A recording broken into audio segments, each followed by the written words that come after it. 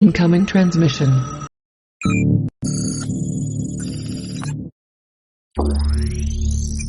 Hello guys, मैं हूँ DC take solutions की तरफ से और आज मैं आपको बताने जा रहा हूँ कि हम आज एक नया कोर्स लॉन्च करने जा रहे हैं जिसका नाम है लर्न इथिकल हैकिंग।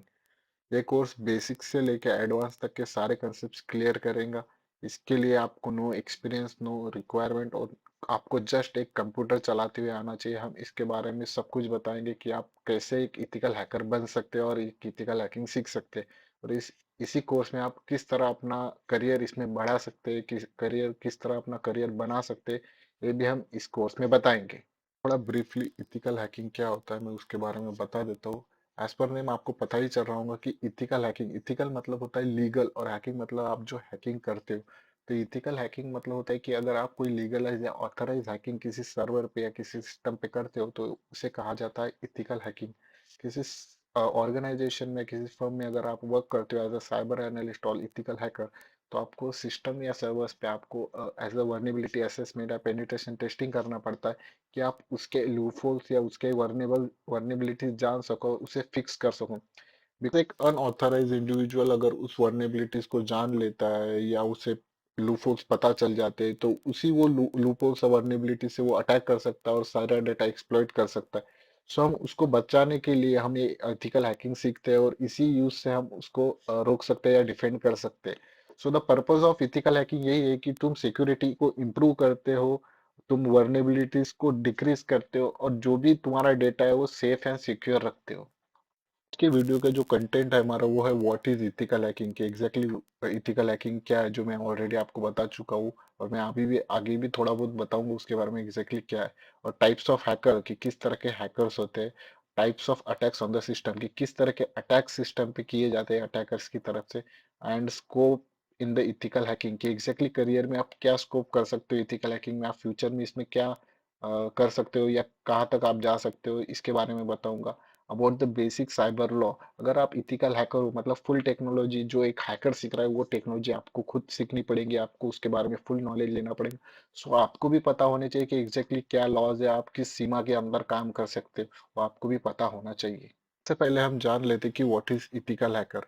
तो इथिकल हैकर का आपने जो चार टॉपिक है उसके बारे में जान लेते हैं। Penetration testing, cyber security, securing the organisation and defeating the bad hackers, ये चार पॉइंट्स मैंने आप यहाँ पे निकाले हैं। तो फर्स्ट पॉइंट आपको बता दूं कि पेनिट्रेशन टेस्टिंग।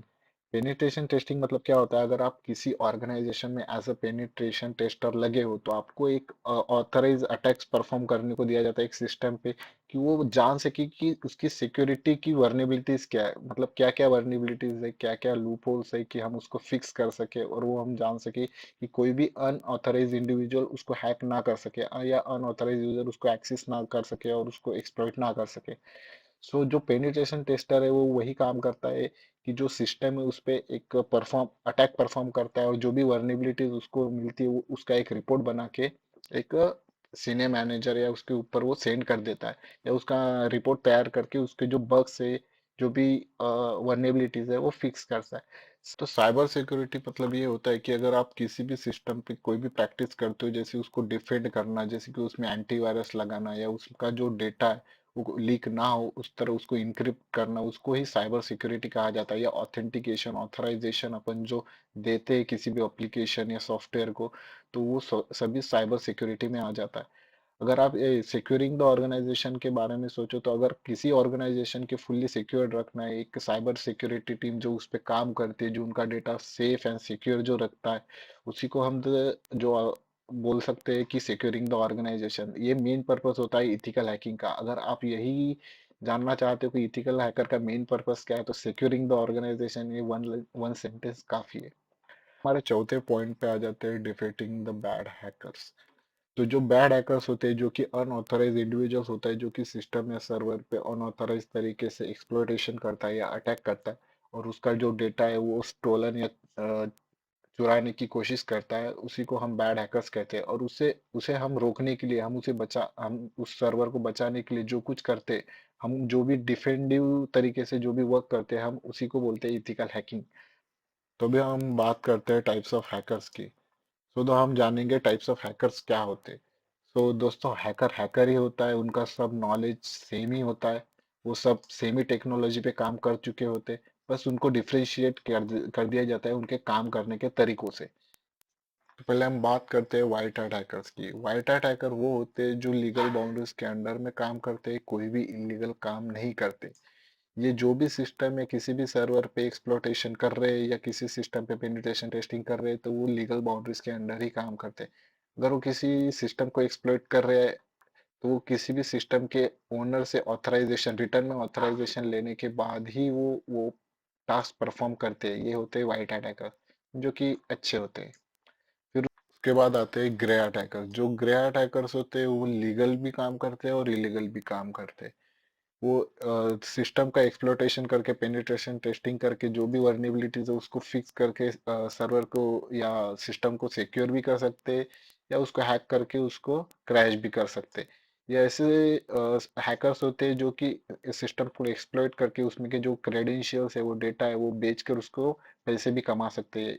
ये ग्रे हैट हैकर्स होते हैं, जो कि दोनों होते हैं, अच्छे भी होते हैं, कभी कभी बुरे भी होते हैं। इसके बाद आते हैं ब्लैक हैट हैकर। ये ऐसे हैकर्स होते हैं जो लीगल बाउंड्रीज के अंडर में ज्यादातर काम नहीं करते।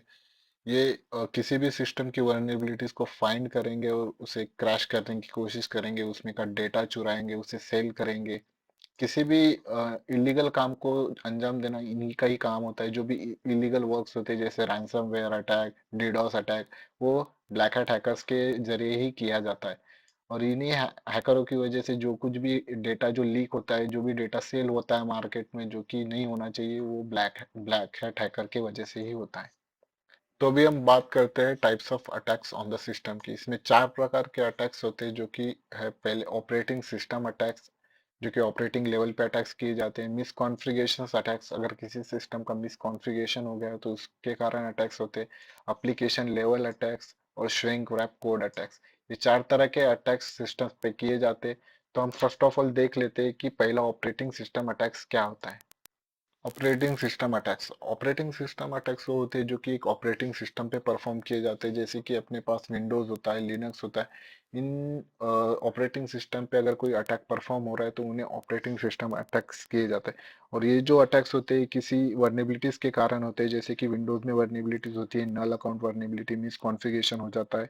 और प्रॉक्सी लॉगइन वर्नेबिलिटी होती है, नो पैक करके एक वर्नेबिलिटी जो कि प्रिविलेज वर्नेबिलिटी होती है। इसलिए अपन विंडोज में एक ऑथेंटिकेशन है या ऑथराइजेशन सिस्टम प्रोवाइड करते हैं कि कोई भी ऑपरेटिंग सिस्टम को हैक ना कर सके या उसको एक्सप्लॉइट ना कर सके। सिमिलरली अपने पास विंडोज में डीडोस अटैक प्रोटेक्शन ही होता है, जो कि हम विंडोज डिफेंडर में यूज करते हैं। इन अटैक्स को परफॉर्म करने के लिए most of the remote code execution use किए जाते हैं अटैकर्स के साइड में। उसके बाद होता है मिस कॉन्फ़िगरेशन अटैक। मैंने अभी अभी आपको बताया कि विंडोज में एक होता है मिस कॉन्फ़िगरेशन। जो मिस कॉन्फ़िगरेशन हो जाते हैं ऑपरेटिंग सिस्टम्स में, तो उसी के कारण जो अटैक्स होते हैं वो अटैक को ही कहते हैं मिस कॉन्फ़िगरेशन अटैक। जैसे कि अपन सेटिंग्स करें, सेटिंग करते टाइम कोई अगर पोर्ट्स ओपन रहेगा या कोई पोर्ट के अंदर वर्नेबिलिटी है, तो उसके कारण जो अटैक्स होते हैं उसको कहते हैं मिस कॉन्फ़िगरेशन अटैक। और उसके बाद आता है application level attacks. Application level attacks वो होते हैं जो एप्लीकेशन पे परफॉर्म किए जाते हैं। अगर अपन ने कोई प्रिविलेज अनऑथराइज यूजर के हाथ में दे दिया है, या एप्लीकेशन में कोई ऐसा लूप होल्स है जो कि कोई भी उस एप्लीकेशन को एक्सेस कर सकता है, उसमें एसक्यूएल इंजेक्शन कर सकता है। एसक्यूएल इंजेक्शन इसका एक बेस्ट एग्जांपल है जो कि हम एप्लीकेशंस पे करते हैं। और उसके बाद आता है shrink wrap code attack. Shrink wrap code attack वो है अगर इन तीनों इसमें अगर कोई लूपहोल्स पा जाता है या किसी इसमें एक्सप्लॉइटेशन हो जाता है और उसके बाद भी अगर इस पे पैचिंग एक्टिविटी करके या पैचिंग रिलीज करके इस लूपहोल्स को अगर ठीक ना किया जाए, उसके कारण जो और एक परफॉर्म किया जाने वाला अटैक होता है उसे श्रिंक रैप कोड अटैक बोलते हैं। अभी बात करते हैं स्कोप इन इथिकल हैकिंग। हम अगर इथिकल हैकिंग सीख लेते हैं तो इसमें अपना स्कोप क्या है, फ्यूचर क्या है, तो इसके बारे में अगर हम बात कर लेते हैं थोड़ा बहुत, तो इंडिया में एवरेज सैलरी एक इथिकल हैकर की होती है 6 LP। ये एक एवरेज सैलरी है, किसी की ज्यादा भी हो सकती है, किसी की कम भी हो सकती है। ऐसे भी लड़के हैं जिन्होंने इन 3 इयर्स अबाउट 20 lakhs भी गए, इतने भी है कि जो इन 5 इयर्स तक अभी भी उनका 15 LP या 10 LP ही है। डिपेंड करता है आपके परफॉर्मेंस पे, आपके स्किल्स पे। और इथिकल हैकिंग अभी ट्रेंड में क्यों है? क्योंकि जो अभी कोविड-19 आया था उस टाइम में साइबर क्राइम्स है ये 600% बढ़ गए थे। उसके कारण जो इथिकल हैकिंग में जो डिमांड है वो एकदम थोड़ा हाई हो गई थी। सो इसलिए इथिकल हैकिंग एक बेस्ट ऑप्शन है फॉर द करियर। हम बात करते हैं अकॉर्डिंग टू स्टैटिस्टिया, जो स्टैटिस्टिया रिपोर्ट है जो इंडियन गवर्नमेंट स्पेंड कर रही है वो 550 million US dollar on cyber security.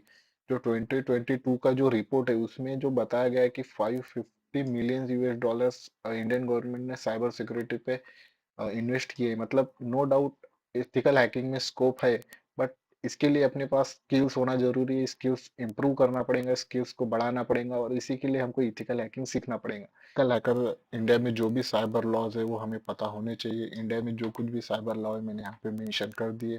The patent amendment act 1999, the trademark act 1999, the copyright act 1957, the information technology act.